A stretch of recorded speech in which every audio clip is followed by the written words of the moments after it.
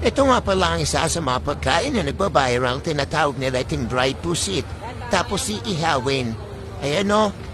Dito lang pala yan matatagpuan sa Corriedo sa may Quiapo, Manila.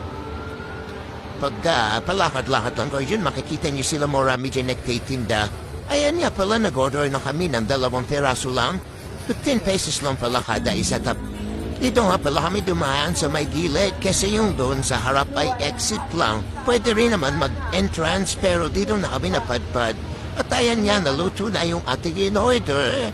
Ay sasoso na natin yan sa sopa at napasabi pa nga na masarap daw pala ito. Kaya ito, pakinggan niyo muna sila. Sarap daw lagayan ng maraming sibuyas. At ayan na nga, naisoso na natin sa suka na maraming sibuyas. Taste test. The moment of truth. Ayan na nga. Sarap pala to.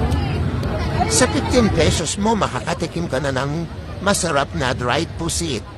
Sana magkameron na rin dito malapit sa area na tinitirahan namin. Okay siya, hanggang dito na lang muna yung ating video for today. See you next vlog.